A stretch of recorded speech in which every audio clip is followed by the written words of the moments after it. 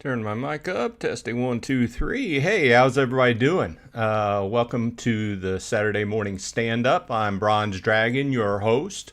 Our usual topics are Splinterlands, Atlas Earth, Web3 in general. Sometimes, like last week, we got off onto music for a while. So yeah, welcome. I always look forward to this time on Saturday morning where I can stop and, talk to people like-minded, gaming-wise, crypto-wise, things like that. So it seems like Crypto Beavers in the house. Welcome. KGM Jams here. Good morning, good afternoon, good evening, wherever you happen to be in this fine world. As you can see, I went to the Splinterlands website. Well, frankly, I always have it open, but I had happened to see that I had just went into Champion 3, so I just left it up there. Figured we would start off with some chest openings because that's always interesting. Paul Taylor's in the house. Sorry for that. Welcome. But to start off, I did a live stream trying a little bit different things on the channel just to kind of vary things up and keep myself from being too bored with one particular topic. I live streamed last night, and I mentioned this because I live streamed Fallout 76, which this is not a commercial. I'm not getting paid for it or anything. This is a game over the years I've looked at, and I wanted to play it, but I didn't want to pay the full retail price from Bethesda. And at the very beginning, it got terrible reviews. But this is one of those games that evidently they've worked on, and it's gotten better over the years. So these few days here, they're running a special free to play. You can grab it on Steam. You can grab it on their website and play it free for a few days. And plus, they knocked the price down to $10. So I'm considering buying it. Anyway, I was live streaming it, and I got up this morning, and I received my first copyright hit on this channel. I try to be very careful about this kind of stuff, but in the game, if you've ever played Fallout, you can turn on your Pip-Boy and you can get different radio stations. And these radio stations are like, they're modeled to be like classic 1950s style radio stations. Well, I didn't think they had real music on them. Well, I guess they did. They had some real songs on there. And I got up the video got demonetized, which isn't really a big thing. But in the back of my head, I'm like, why is it demonetized? Well, because there was some classic 1950s music in there that is copyrighted, that or trademarked, one of the two. Either way, yeah. So that's interesting with me. I hate that, but Matt Young's in the house. Thank you. Welcome. And Bolts 85's here. What's up? I got my energy drink here. As far as I know, one of the original energy drinks, coffee. This happens to be a iced coffee I made. So, hey, Gatherings here. Welcome. Good morning. Good luck on those chests. Yeah, let's go ahead and dive in.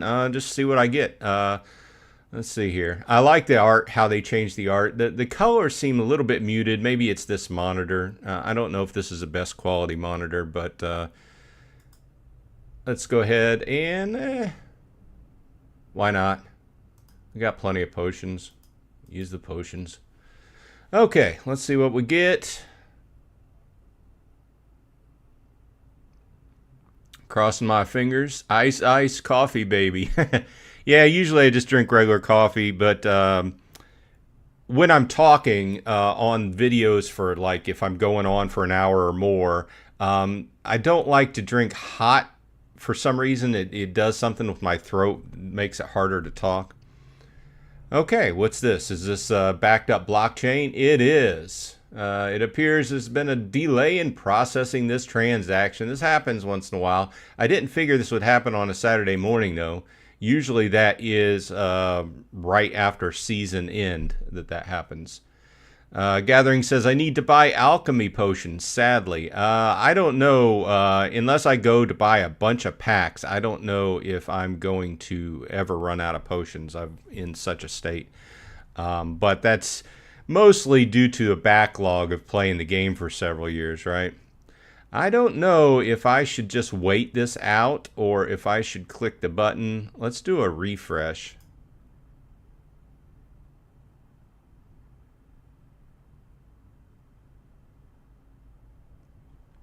Let's hold on a minute. Let's see if the transaction. I would hate to glum it up by pressing the button again. So yeah, that's what I did last night. Obviously, the discussion points this week are, you know, the new set they announced, the new types of packs they announced, which are all interesting. I listened to Gathering's last video, and he kind of went into, and I was having a realization of sorts over the last week or two about where Splinterlands is heading, and it's heading in the same general type of direction as Magic the Gathering is, in that it's the same business model, right? Obviously, the company needs to sell packs, right? And Gathering's point in his video was that as time goes along, there will be more types of leagues, right?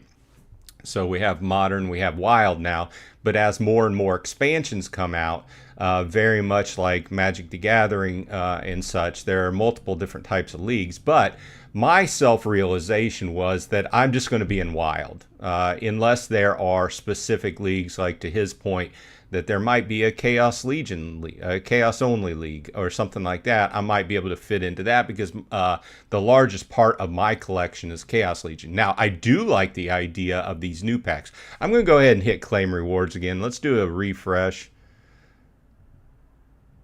and hit Claim again. Hopefully I'm not burning 2 sets of potions.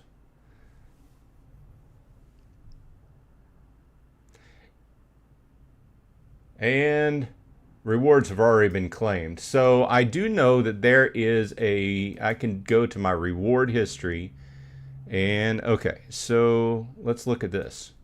Okay, so the transaction went through, it failed originally. Let's go ahead and just reveal all and take a look. Gold foil Halloran Huntress. Epic, 2 epics, Kanzi Conjurer, of course, the ones that I don't play. I mean, not that it's a bad card, it's that I haven't figured out a way to fit that in. Couple Ujarak Braves, some potions, 4 Janny Rebels, 3 Kazi Conjurers, and a partridge in a pear tree. Okay, so let's go back over to my items and let's reset this. Let's just check these out. Let's go ahead. I don't think that it's going to be able to be enough to advance. No, that won't advance. Let's see, what else did I get? I got a some Janny Rebels. Might as well combine them while I'm here. So I don't think any of this is going to advance one of my cards. But I'm in a situation that my cards are starting to get into this the level where they're starting to be useful. Ujarak Brave. Oh, my Ujarak Brave. I can take it to level 7. What's that going to get me? It gets me an extra shield. So, always push the wrong button. That's what she said. Okay. Let's look at chat. Gathering says, still debating whether I want to go for the gold foil common or common draws. Yeah, that's something new I haven't discussed yet. That's interesting. Toka tag, is this enough? 2, 3, 4, 5, 6, 7, 8. Yeah, I've got enough to advance my Toka tag conscript from 6 to 7. What's that net me? An extra health. Might as well combine. I can understand in your specific case, or the case of, like you like to point out often, a person just coming in that are going to play in the bronze to silver kind of area, the extreme value of gold foils, because obviously you start out with a gold foil that sometimes you can buy a 1 BCX gold foil for cheaper than what you can buy, you know, like a level 2 or 3 worth of BCX of the same card in normal foil. That's one bonus. The second bonus is obviously you get the gold foil bonus for winning, right? So I can understand that. But specifically to your point, where am I trying to go to here? Let's go back to ranked play. Specific to your... Why is this still up here? I just claimed. Okay. Go to the shop. I don't think I'm going to buy gold foil rarity draws. I think I'm going to stick with the normal foil rarities, because gold foils to me have always been that kind of, oh, that's nice, it came on. And once in a while, if I'm in a situation where I just happen to have a gold foil that out levels my other normal foils, then I use it, or Archmage uses it, right? But it's not something I concentrated on. I do understand those people at the top end, the whales, so to speak, or the completionists, people that want to get all the cards. I can understand that. But with me, I'm just more concentrating. You know what I'm concentrating primarily on is the epics right now, because obviously I think, in my opinion, I think the epics are the strong part of this set. Let's go to items and choose epics. Okay, let's see what everybody's saying.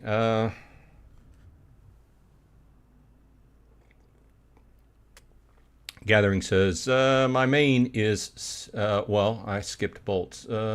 Bolt says, man, I really find that message annoying. Oh, yeah, the delay in the blockchain. Yeah, I don't know what this happens. This is what usually happens, but it usually only happens during congested periods, like right after a season ends, or right at the beginning of when card packs go live so you can open it. I can understand that, but on a Saturday morning, just usual every day, let's go ahead and combine these.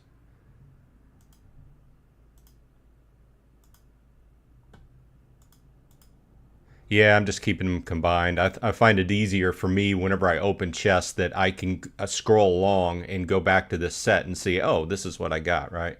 But yeah, when that happens, when the congestion happens on the blockchain, and that is another thing that has crossed my mind more than a few times, is that this happens on a regular basis. What's going to happen if we do attract several thousand more people to the game? Okay, they've discussed taking this to the secondary, side chain, which I think needs to happen, because I think in the back of my mind, with the performance of how this goes and the backed up blockchain happening, to me it happens a few times a week. Okay, I'll be trying to do something, buy some SPS, or buy a card, or stake something, or go in and claim my land or something like that, which I also need to do, which I could do now. But I'll try. That'll happen a couple times a week to me.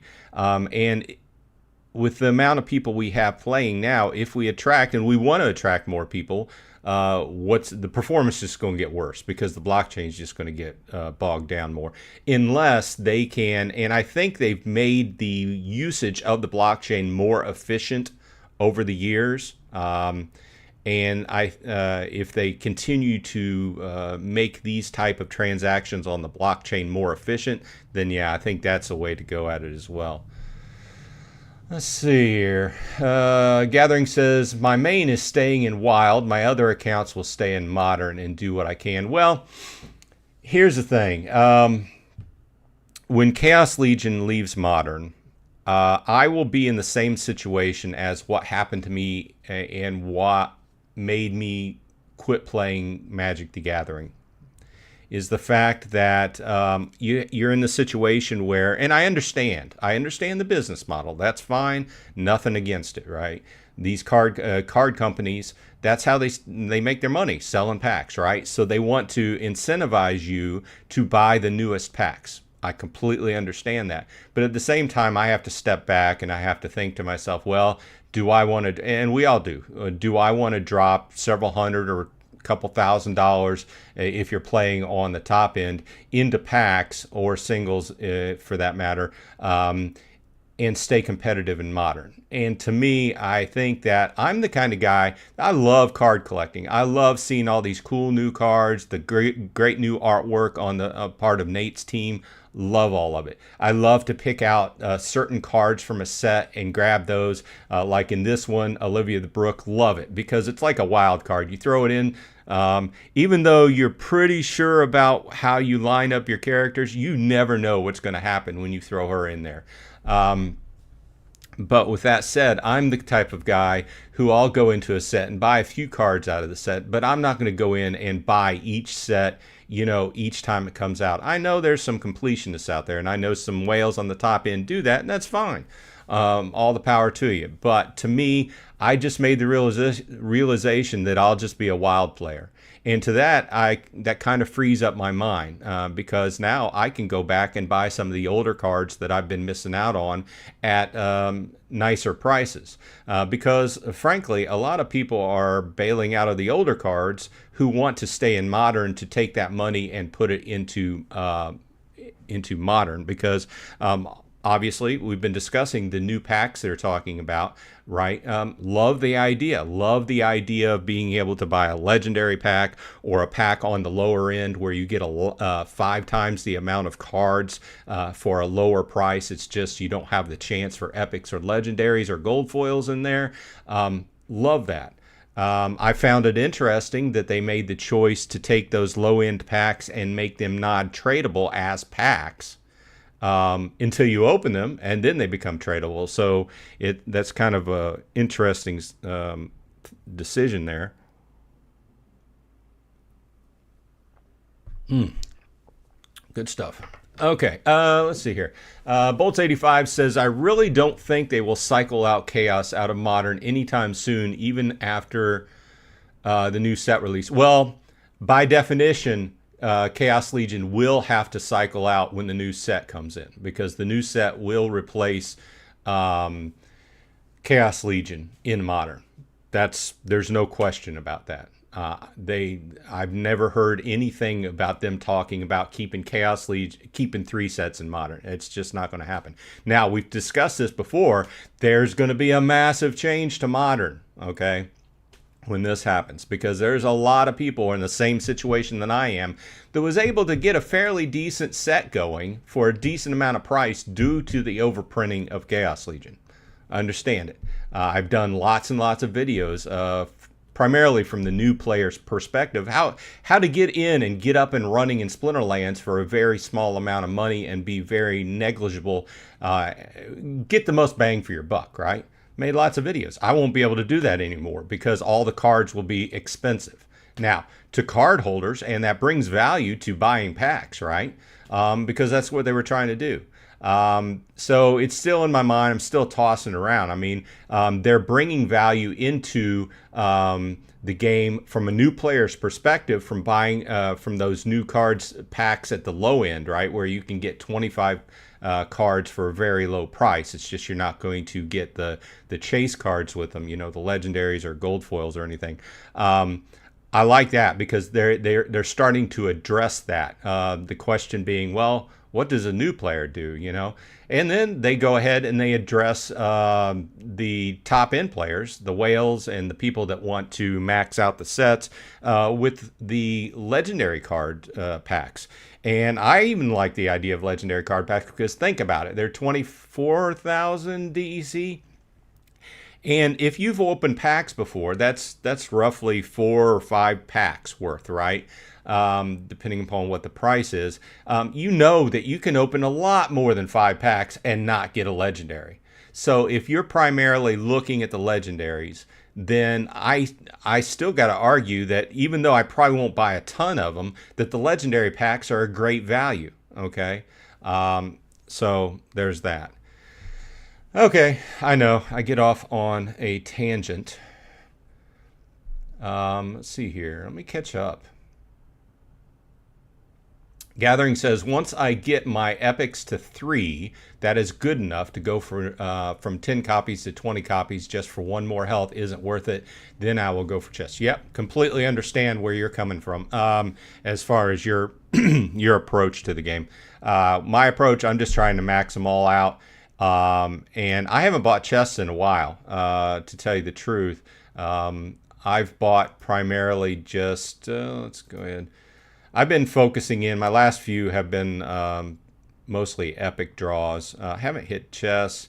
I'm always doing the merits to pick up those card packs. So Crypto Beaver says, for the sake of new players, I do hope they keep Chaos Legion in Modern forever. It's not going to happen. It's not going to happen. I know what your point is, and I've talked about this a number of times. I think that having cards on the cheap end are a good thing to attract new players in, because new players want to come in.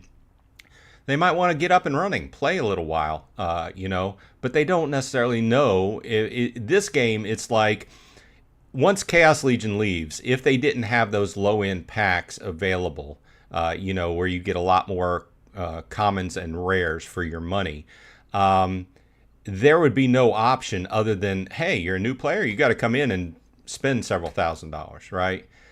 That's not the way to attract people. Now, the side part of that is they're also talking about the mobile app and the other part of play, which is going to be non-play to earn, which is a very interesting discussion, which I think the game needs, because most of these play to earn games and mobile games where you log in and on a daily basis, and that's kind of to attract you in, get you up and running, crossover the Web 2 audience to Web 3, because there's a lot of people that have a very bad opinion about Web 3 crypto games, right? Get those people, get them in, playing, understanding the game, and then give them the option to cross over into the play to earn side. But I agree with you, but I don't, by definition, once the new set comes on, starts, Chaos Legion's going to cycle out, and as we've discussed a lot of times, it's going to have a massive impact on the game. Okay, those people that can stay in Modern, I believe, first of all, the people that do pay to stay and play in Modern, tongue twister, are going to get more income off their wins, because there's going to be far fewer people in Modern. Now, how the new packs, the low end packs, affect everything, who knows? Who's to say, right? It'll be very interesting, but I really think that, and I will be collecting some of the new cards. Love new cards. Love opening packs. It's just I don't want to call myself frugal. I try to be efficient with my money, and I don't have thousands of dollars to throw at this, right? So I like to pick up cards that are interesting and will supplement my cards. Like these new cards that in the set that we're collecting now, the rewards cards.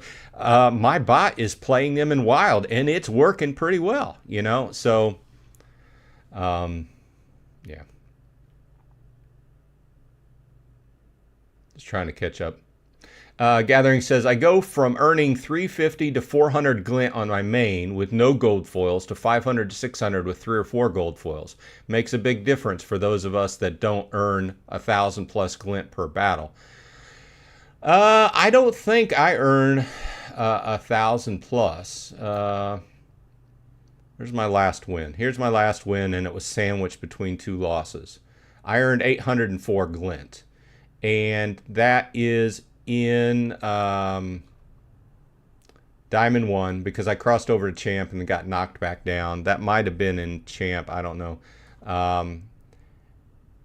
And it was with 1 gold foil. Okay, so the reasoning, your reasoning is why I went in and I bought a few max level gold foil summoners, because frankly, Kelia is one of my most played summoners, and I was keeping an eye on what Archmage was using, and I'm like, wow, it uses, I bet you if I scroll down through here, I mean, it uses Kelia probably 40% of the time out of all my other summoners.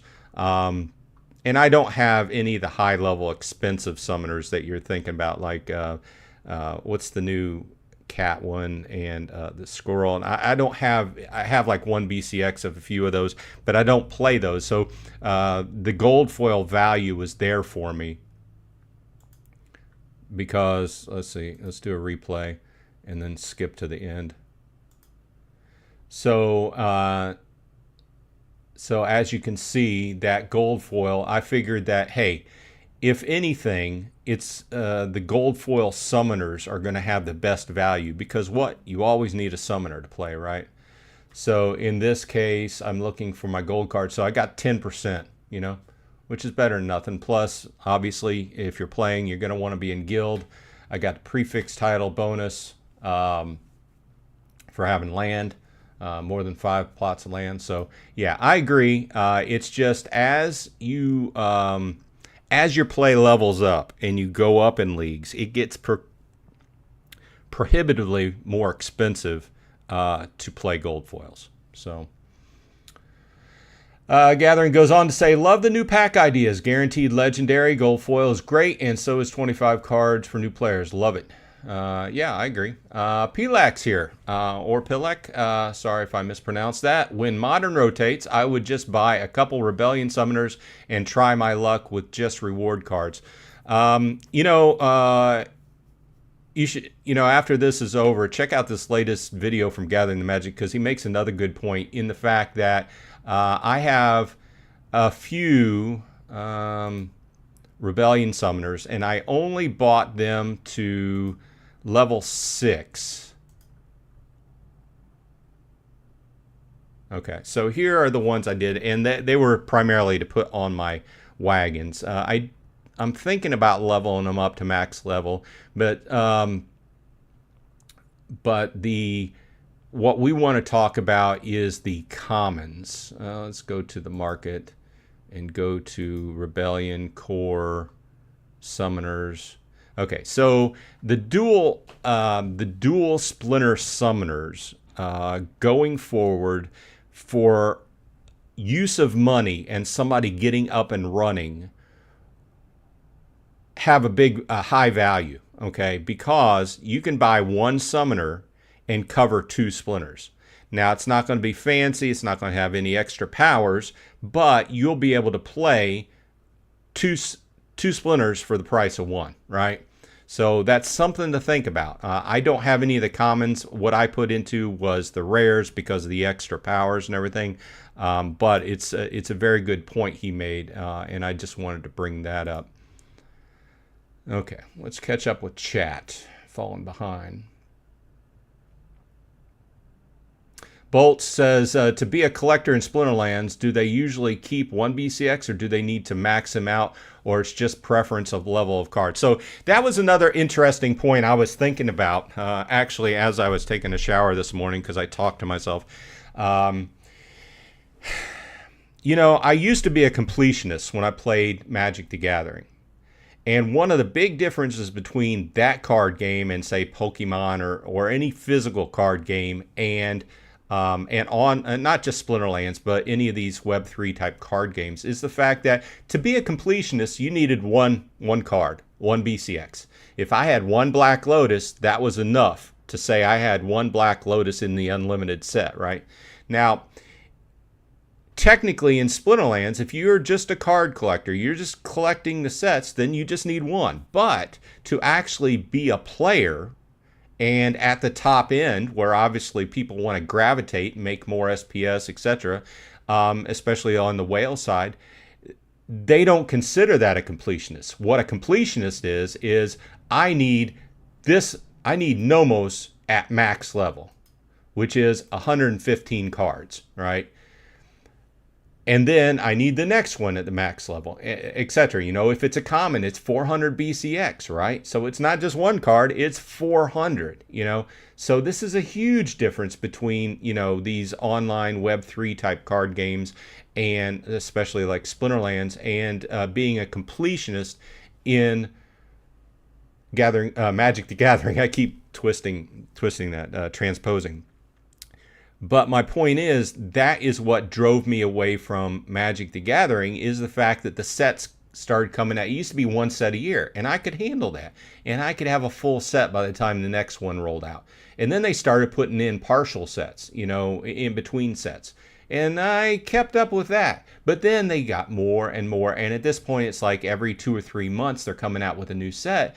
And at a certain point, I'm like, I just cannot keep up. It's too much money. And the same, my opinion is the same with, and the reason why I will be primarily staying in Wild is the fact that I just can't keep up and buy all the cards, okay? And it's not really worth it to buy just one BCX to me. I want to be able to buy that card and be able to compete with it, which to me, whenever you say, well, I'm competing at Diamond 1 or Champ 3, which is where I usually am, that's a lot of cards and that's a lot of price. So, and it's, everybody has to make this decision, right? And it's really it comes up to your budget. Could I buy it? Sure. I mean, I'm not a rich guy. I could throw everything down the well and buy this, you know. But logic in the back of my mind and my budget and not wanting to make my wife angry says, just buy a few cards and have fun with it. So that's where it leaves me in Wild. So, okay, let's see here. Tarab the Bold is here. Welcome. Thanks for stopping by. I would ask you, everybody, if you like seeing this show, please remember to leave a like. And if you're not subscribed, please subscribe. It does help me out. Appreciate it. Drive a little bit of traffic on the channel. Kazrak's here. People will get used to not having maxed cards in Modern again. We are all spoiled on Chaos Legion being dirt cheap. During the Untamed era, only a few people had max collection in Champ. Good point. Good point. I hadn't really thought about it from that angle. Excellent point. Gathering goes on to say, thinking of hoarding Chaos packs for 30-ish cents will be great for new players down the road that just want cheap cards to play or simply to give to new players. Free packs make great gifts. Also a good point. Yeah, they're very attractive. They're very attractive. Let's take a look and see where SPS and DEC are, because it just crossed my mind. Let's see. So SPS has been doing a little juking and jiving this week. It's at 0.0085, and DEC is staying up there at 0.82, almost 83 cents per thousand. So, and let's see what we were talking about. We were talking about the Chaos Legion packs. The price is continuing to go down, and like you said, it's below 30 cents. So you'll be doing your update tomorrow as far as where prices are. And I've been hearing a lot of people talk about the Rebellion cards. I think you mentioned it. The liquidity of Rebellion cards on the market is very low. And let's go over here to the market. And if we go into Rebellion, let's clear this first. Rebellion Core. Yeah, look at the amount of these that are up for sale. I mean, even if you wanted a max level, you couldn't, in most cases, you couldn't go in and get a max level. In some very slim situations you could, but it would be very expensive. Now, on the plus side, the prices are staying up and going up, which is what they want, right? And as a card buyer, you want the prices to go up, but it's a fine-edged sword, and I don't want to seem like I'm throwing salt out there where salt isn't warranted. I love the news that they put out, and I think it's going in the right direction. But there's a fine line. There's a fine line between getting the cards too expensive to attract new players. Because if I was not playing Splinterlands and I came in and I'm like, oh, you know, whenever I came in just as prices were starting to ramp up towards the last bull market. And I had to be very frugal on what I bought because I didn't want to throw a ton of money into it. But like I said, it's a fine line between attracting new players with low prices, which hopefully those new card packs will be where the new players go to gravitate towards, you know. But I mean, I think they're trying to address both. I do have to say that I love the artwork in Rebellion. Let's go to rewards cards. Let's look at promos. I haven't bought a lot of promos. I've got a few where I got them off of the airdrop, but haven't got a lot of promos. Okay, let's catch up with chat. Gathering says, thinking of... Oh, I already said that. Is now the time to buy Rebellion cards then? Is this the floor? I don't know.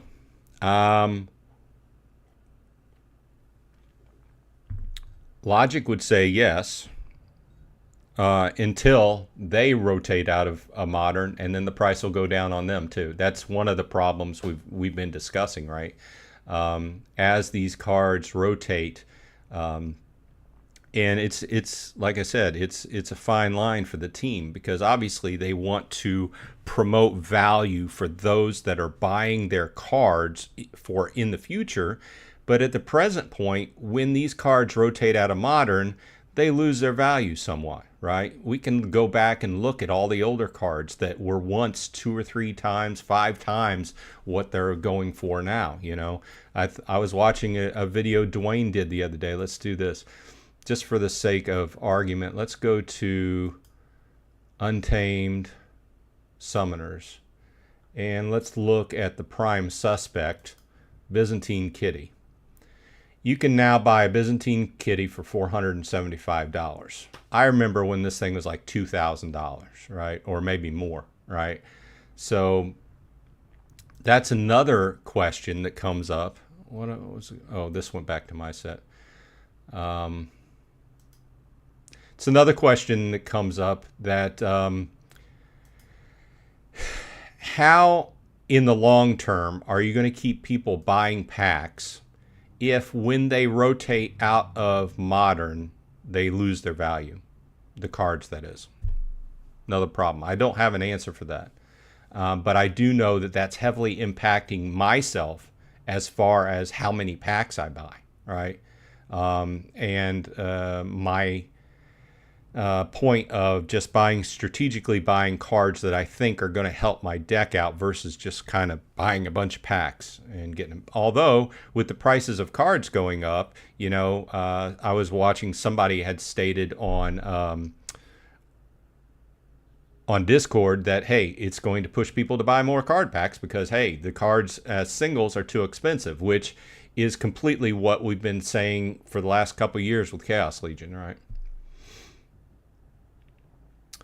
I think all cheap under $2 summoners are a great long-term buy. Well, it all starts with summoners, and I've done various videos concentrating on new players. I'm like, you first need to build up your summoners and then go from there. KGM says, hey, Bronze Dragon, how far along are you in your Gladius set? Good question.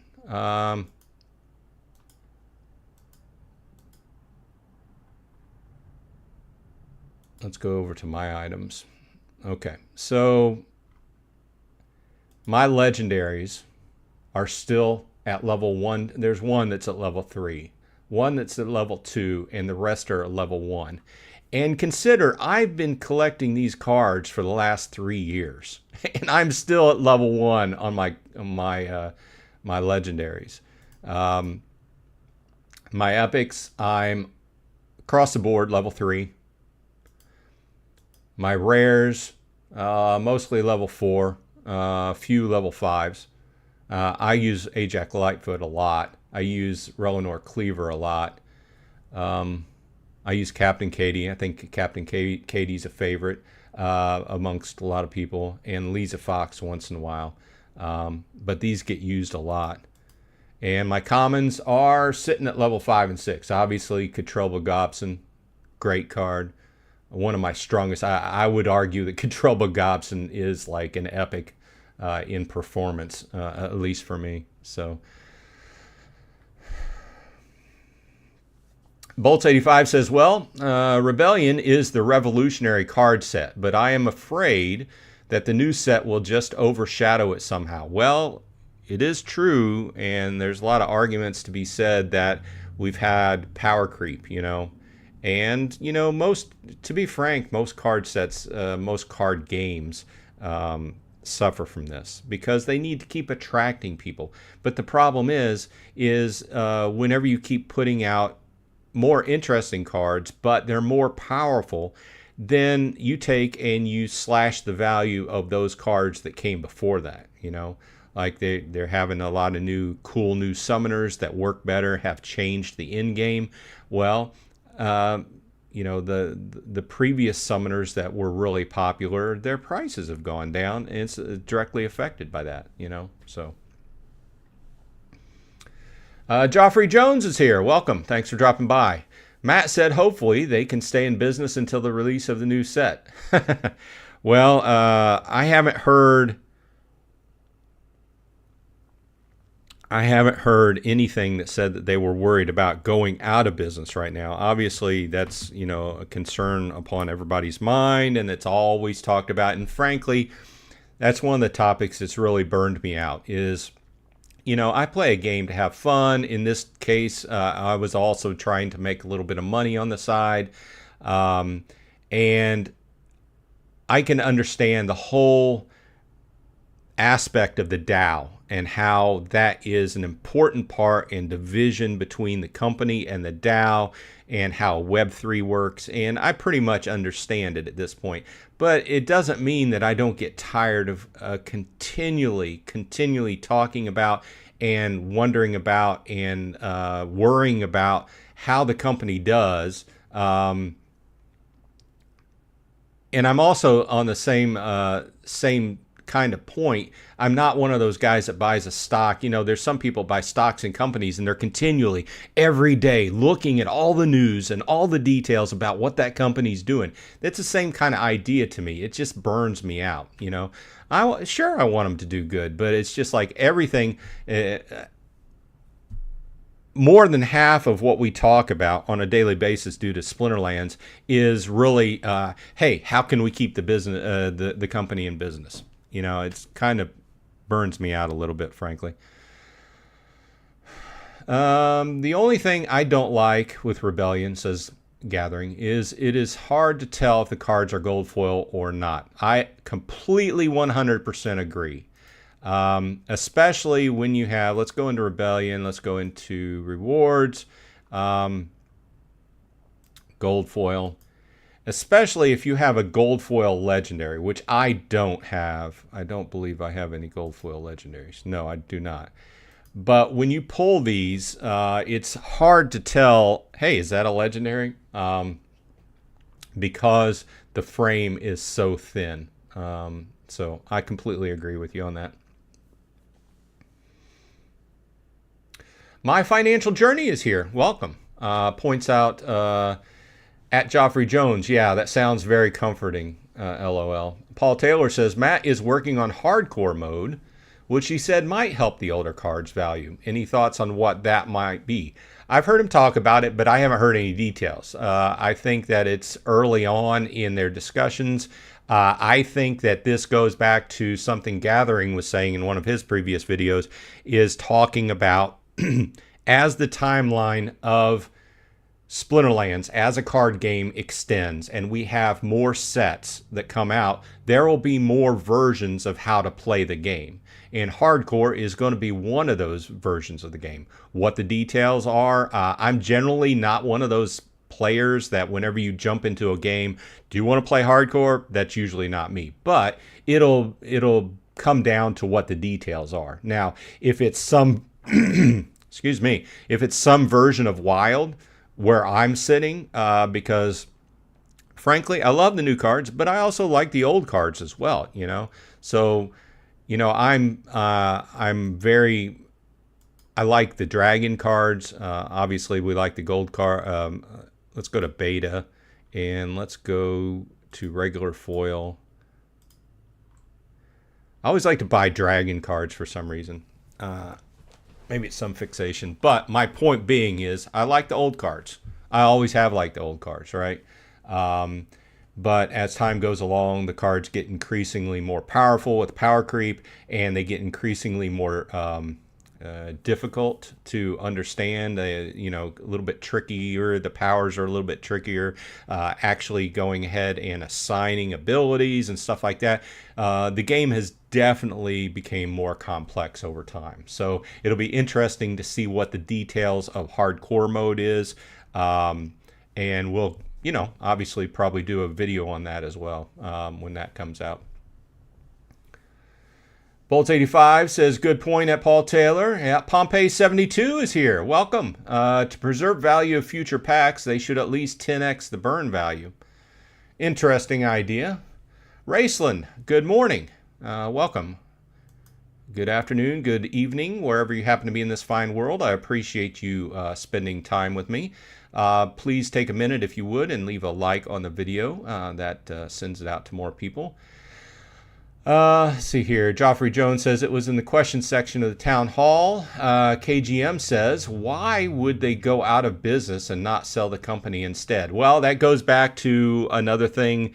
One of the previous talking points Matt was making is that making it possible so that if for some reason the current company cannot keep the game going, that the DAO could take it and sell it off or something like that, get another maybe get some kind of another development team to get it up and running. I don't know. But to Joffrey's point, it's not really comforting. But we've been in on it. If you've been playing for a while, but once again, if you're a new player and you jump in here and you start, this is what you start hearing, is people talking about, oh, will the company make it? Are you going to put money into the game?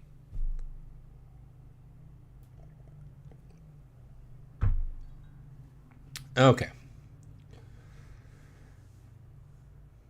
My Financial Journey says, at KGM Jam, who would buy the company? Well, I think in this case, it would be the DAO. I don't know. It would be the DAO apparently selling the game or paying a different development team to keep it going. Who knows? Like I said, in the past, it's always possible that a bigger company could like what they've set up and then just come in and buy the company and, either keep Splinterlands going or use the IP, and keep it going, or take the game the way it's been set up in the framework to do something else with it, with some other IP, right? So it's always possible. Who knows? Joffrey says the card sets are way overpriced. Who would spend upwards of $6,000 for penny rewards? Not that attractive for new players. Valid point. I know, Joffrey, you're into other games, and I think you've moved on from Splinterlands. Have you sold out? Do you still own Splinterlands assets? I know you're big on a couple of the other Web3 games currently. You always talk about them.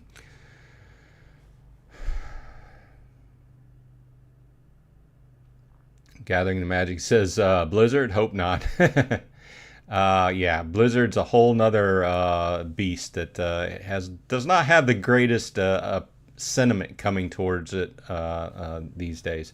Gathering says, what's our next focus in Golem Overlord for research? Interesting point, or question rather. We just, it kicked me out. We just did a major increase. We've been making a lot of flying animal, jumping or flying animal. These challenges, I understand what they're for, but on my phone, especially if I don't have my glasses on, they're kind of hard to do. Okay, so we just increased our, we just maxed out our research cost 1 to level 10. So that is definitely good. And we're working on our blueprint claim modifier, maxing that out as well. So we've made a lot of headway in our guild in Golem Overlord. This is what we just maxed out. Reduce the resources needed for guild research, with which that combined with the blueprint claim modifier will help us research exponentially quicker. But as it's going along, as we know, the blueprints come in at a trickle, and I had to spend a bunch on that one. So it's working pretty well. Coming along pretty well. Let's see. Paul Taylor says, I can't wait for a free-to-play version that new players can play and have fun in, and then at some point, if they want, they can graduate to the Web3 version of the game, get it on mobile too. Yeah, and that was a surprise because, you know, I've been a firm supporter and thinking the game needed the mobile app, you know, from day one, because obviously the player base for mobile gaming dwarfs worldwide the player base for PC or Mac gaming. Okay, so that's from step one. If you want to be successful, I think these days you have to have a mobile app, even if it's just a port, right? And we're seeing a lot of big games actually porting their games over to mobile for this point, right? Now, to your other point, I agree.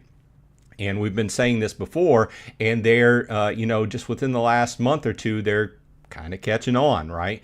The need, you know, up to the last few months, they've been very firmly against the free-to-play type idea. But I think that is part of transitioning Web 2 type players over to Web 3. Hey, get them in. They like to play the game. They're having fun playing the game. Then they start buying, right? At least that's the way I work. I love to get into a game and start playing it and not have to sink a bunch of money into it, right? Right up front. And then if I get hooked, then I start spending money, right? I have nothing against spending money and supporting the team, right? But to Joffrey's point, it is a huge buy-in if you don't have that free-to-play aspect. I also think that we need, like what most games have, like the daily login bonus type thing, and then have the subscription that can go along with it. I think that would help the game out as well, but for some reason they're against that. You know, most every free-to-play game that you have has where you log in on a daily basis and you can claim some small, you know, here's 3 potions or whatever, you know. But if you subscribe for $10 a month or whatever it is, then you get this extra nice bonus on a daily basis. And then in Atlas Earth, which I've been playing for the last several months, or more than 6 months now, you can pay and you can get a lot more. And it keeps going, so it benefits you to log in each consecutive day, because that day that you missed, you completely reset, you know. So, and for those playing Atlas Earth, there has been just to get on this just for a minute, there has been a huge race for president this last week. And what we're talking about is just thousands and thousands of dollars these guys, these top 3, are dumping into the game to maintain presidency in Atlas Earth. At the beginning of the week, Stealth G605 was president, and he's been president for quite a long time. And he was down in the 40,000s as far as the number indicates the number of parcels of land they own. And the person in the United States or whatever country you live in who has the most parcels is the leader of that country. And then they get Atlas Bucks, or they get in-game credit for every badge somebody, or like every country badge, whenever somebody buys a United States badge, then they get 10% of that across the country. So they've been competing, but these guys have bought in excess of 5,000 to 10,000 Atlas parcels in game this week, which indicates 10 to 20. It's in the thousands. It's a lot of money. Okay. So there's been a huge race. Stealth has been sitting at 51,900 for a while, but Shaman 15 came from way behind the pack and has dumped in. I bet you he's dumped in probably $6,000 to $8,000, if not more. And Maximus took the lead the other day, and I think he's going to try to maintain it. But once again, thousands and thousands of dollars spent just to maintain the top leaderboard position. Okay, I wanted to mention that because everybody's that plays Atlas Earth has been keeping their eyes on that. Okay, let's go back here. Let's catch up with chat. Gathering says, how many cards are locked up in accounts that aren't active or belong to people who have passed away? We may have a lot less cards available than we realize. Yeah, and that's true in most of these type of online games. What happens is people buy into them, and then, you know, over time people die, and then their family, they don't necessarily know how to get into the game. With me, I've made detailed instructions for my daughter how to get in, and if she doesn't want to deal with it, they can, you know, sell them off on the market, dump the crypto, and convert it to real life money, and just go away from the game. But I don't want what I've put into it, as you know, at this point probably $10,000 or more, to just go to waste, right? But there's a lot of people who that's not the case. So if you're into this game and you're into the game, it behooves you to go ahead and make those instructions up for your loved ones, because we all bite it at some point, you know. So Raceland says, should play some Conquest. 'Tis open. I might get in there and play some Conquest. Paul Taylor says, did that Blueprint 1 in Golem Overlord, says 97 hours. Days. Yeah, days. We are up at the top period in a lot of these. Let's go back to Guild. Yeah, this is going to max out this, and this is at 97 days. It started out at over 100, but as people contribute, I've been dumping it into this for weeks, and that's how we've been advancing. But as people contribute on a daily basis, that number gets knocked down. So I would probably be surprised if once we hit this, I don't know, it'll probably have taken a week or so, maybe a little bit more than a week to actually, but what's really prohibitive is the amount of blueprints it takes, because when we go ahead and research this out, it will probably take 100 or more blueprints to actually complete it. So this is all a sync, right? Because every time I contribute to the research, I'm syncing shard, which, like in the game in Splinterlands, would be like SPS, right? It's all like, just to kind of draw a comparison, it's all like an SPS burn in Splinterlands, which helps keep the price of shard up, you know, in this case. All of this research, frankly, all comes down to putting more burn into the game, you know, for part and shard. That's what it comes down to. So, and I think he's done a great job from the time the game came out till right now, to help keeping the prices up by introducing so many burn mechanisms. Pompeii 72 says maybe they could burn unopened value like 1,000 DEC. Unopened packs, that is. They could do anything. Zach Pitcher's here. Welcome. Thanks for dropping by. Glad you came by. Good morning, good evening, good afternoon. Screen is black. Paul Taylor says the screen is black. I'm seeing a picture. Are you guys seeing a picture? We're almost at the bottom of the hour anyway. Gathering says, I have a lot of research potions. I need to use them for the blueprint one. Yeah, hey, I'm just saying, if you have blueprints, the only thing you can really do is either sell them or donate them to the guild. I would appreciate them. I'm trying to use them in the most logical fashion. So either way, I haven't done a lot of, you know what I did want to mention? I need to do a video on this, but back on the Atlas Earth tip, they did announce this morning that they have a new contest going on. Let's go ahead and blow this up. Something about the craziest ever see a parcel sitting in the middle of the freeway. Play this and you go, you know, you're driving around and you see weird places where people bought parcels. You can grab a screenshot and compete and win 2,500 Atlas bucks, which is... how much is that? It's a bunch of money. Let me check. So 2,500 is about $100, a little bit over $100 worth. So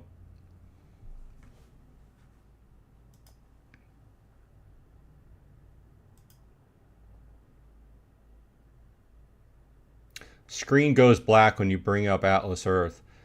Oh, well, sorry about that. I'll have to look into it. I was having a little bit of problems with OBS last night when I was live streaming.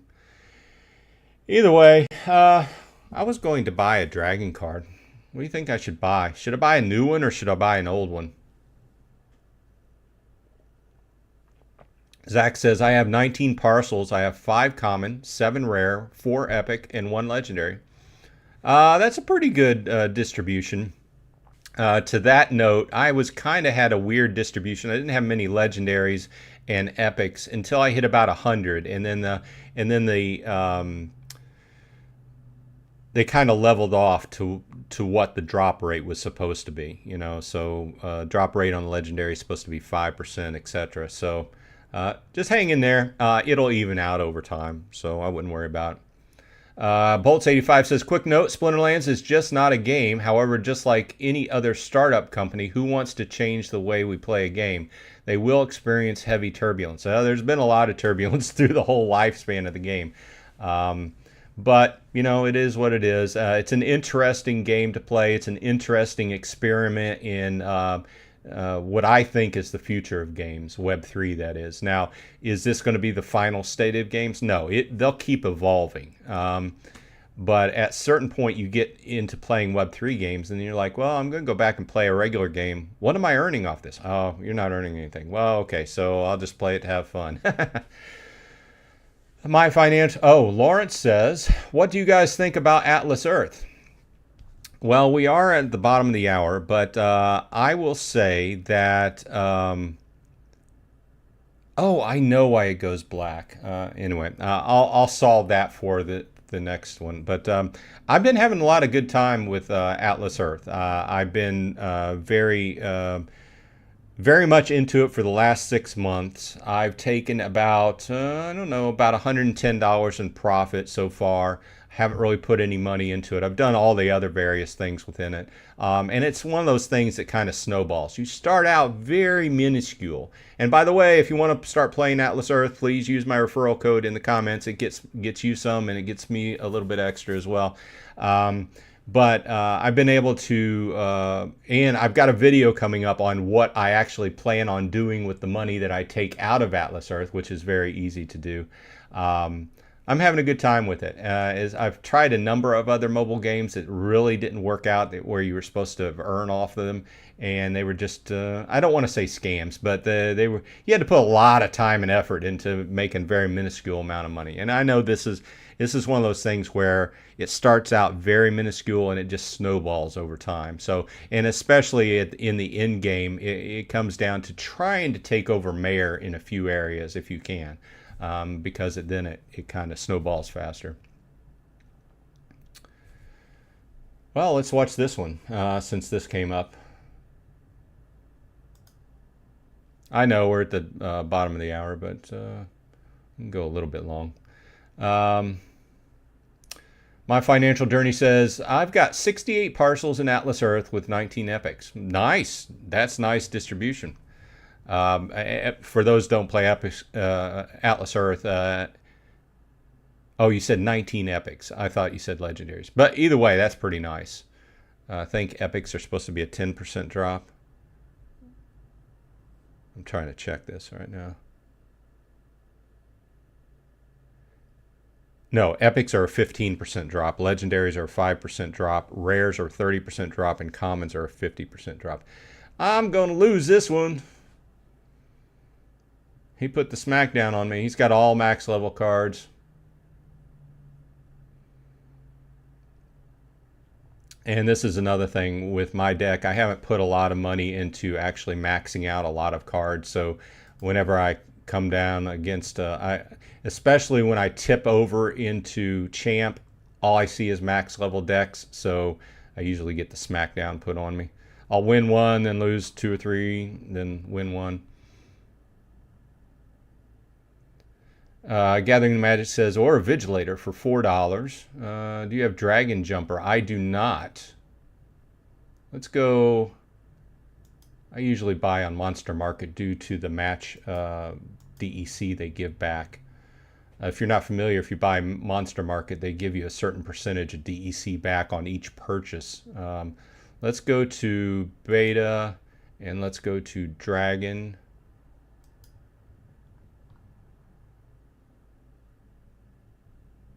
Oh, these are too expensive. These are just legendaries for some reason. Do I have a legendary on? Let's do...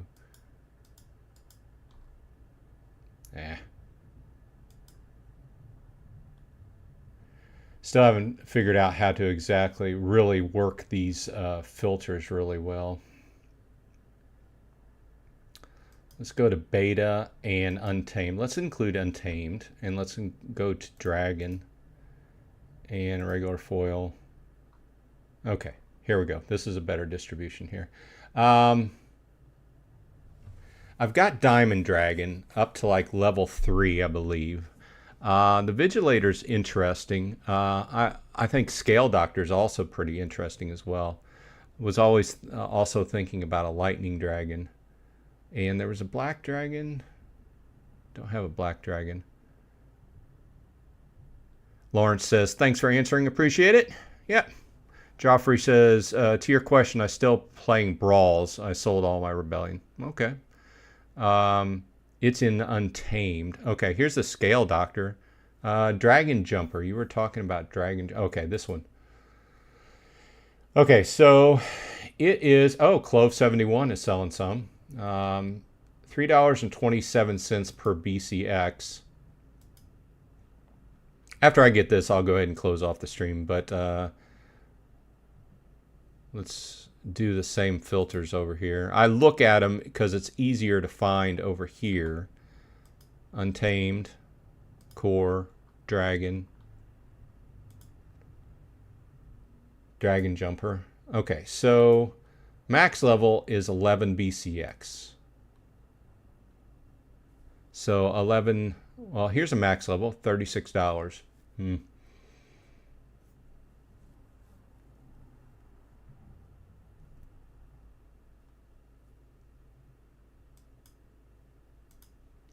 Yeah, I might think about that. I don't have quite enough to buy that at max level. I might think about it. To be continued next week. Remember to ask me what I bought next week. Okay, and Zach gets the last word. Says, I subscribe to your channel and your Atlas Earth videos are really helpful. Thanks, and keep up the amazing work. Well, with that, thanks. I appreciate everybody stopping by and having some words with me. I will see you next Saturday. I hope everything is going well on your end and that everybody is happy and healthy in your family because it all comes down to health. If we don't have that, we have nothing. So I appreciate your time, and I will see you in either Atlas Earth or Splinterlands or whatever other game we play together.